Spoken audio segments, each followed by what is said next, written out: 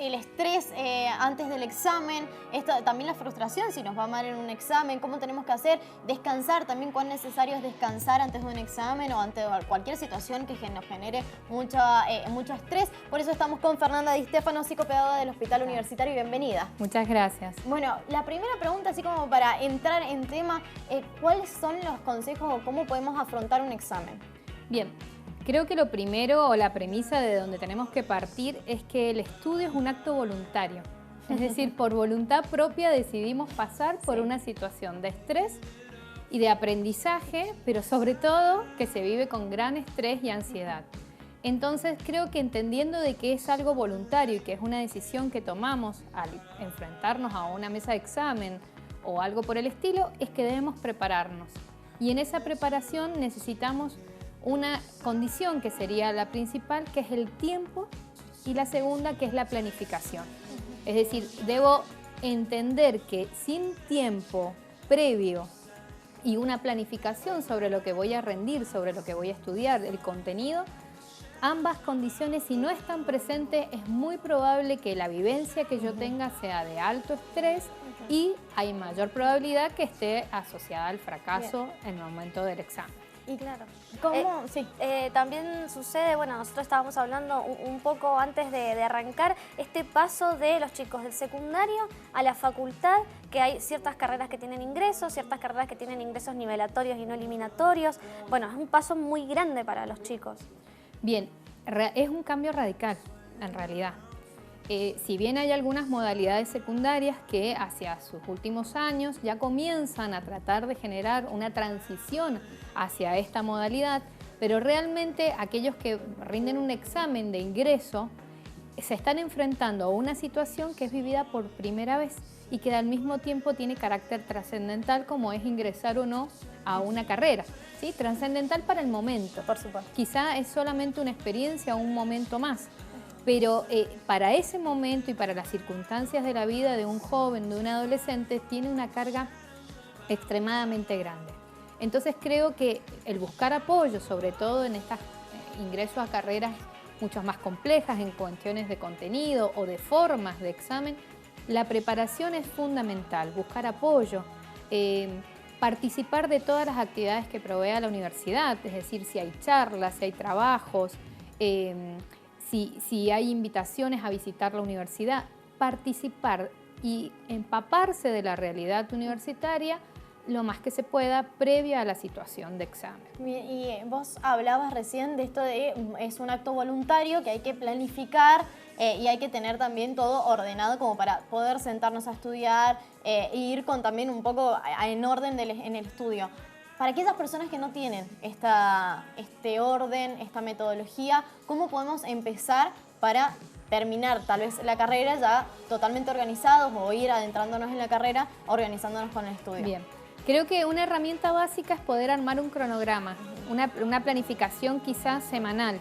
Y en esa planificación semanal poder indicar los días, de acuerdo, supongamos que trabajamos o tenemos alguna otra actividad extra, entonces colocar en este cronograma los días, los horarios disponibles que tengo, las actividades deportivas, recreativas, de manera que quede visible los tiempos o los momentos en los que sí podemos estudiar. Y entonces entender que para poder llegar a un contenido determinado voy a necesitar mayor cantidad o menor cantidad de tiempo de acuerdo a la disponibilidad que tenga y al uso consciente y voluntario de ese tiempo. Porque si yo tengo 45 minutos, pero de los cuales en esos 45 minutos me dediqué a ordenar la carpeta o ordenar la pieza, ordenar el escritorio, y es como que voy evadiendo la situación de estudio, revisando, bueno, voy a revisar las redes antes de ponerme a estudiar y es lo último que hago, y entonces esos 45 minutos ya no fueron 45 minutos reales. Claro. Entonces creo que esa podría ser una buena herramienta. Nos reímos porque nos sentimos identificadas. Por supuesto, obvio que sí. Fernanda, y respecto a esta organización, ¿qué se recomienda respecto al descanso? ¿Cuánto debemos descansar respecto al estudio que realizamos? Bien. En realidad, la neuropsicología nos dice que los procesos de aprendizaje y de memorización suceden a la noche, cuando descansamos, durante el sueño. Es decir, que el no dormir no sería la mejor estrategia de estudio. Eso de que, bueno, pasamos mucho tiempo antes porque me mato los últimos días y no duermo, en realidad lo que estoy haciendo es disminuir los niveles de eficacia. ¿Sí? Si bien quizá me genera mayor seguridad porque no dejo de estudiar, pero al mismo tiempo me genera un nivel de estrés que no favorece. ¿Sí? Lo segundo es que al no descansar, las asociaciones en el aprendizaje, esas relaciones entre el pensamiento y los conceptos no suceden. Entonces, lo que se transforma es en un aprendizaje puramente memorístico, en el cual recuerdo por repetición, pero si el profesor o el examen o el cuestionario me hace una pregunta de relación, es muy probable que no sepa cómo contestar, ¿sí? O un ejemplo típico es que recuerdo el lugar de la hoja donde lo decía, el color en el cual lo había pintado, la carpeta en la cual estaba, pero no recuerdo lo que decía. Eso es porque el contenido ha quedado nada más que en la memoria episódica, es decir, en esa situación, pero no logró relacionarse con ningún tipo de contenido. Bien, pregunto porque viste que a veces pasa que estudias mejor de noche, se escucha eso, ¿no? Rindo más de noche que de día, prefiero quedarme toda la noche despierto, duermo de día. ¿Es recomendable eso? ¿Funciona, no funciona? A ver, entendamos que también las rutinas de estudio son muy particulares de acuerdo a la historia de cada persona.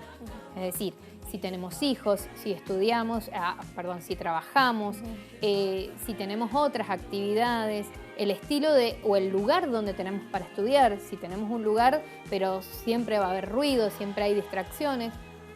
Esta historia de estudio, esta trayectoria en la propia historia de estudio tiene mucho de características personales. Por supuesto que a pesar de todo esto se recomienda el descanso. El descanso, la alimentación y el despegarnos de la situación de estudio durante algún tiempo. Salir a hacer alguna actividad recreativa.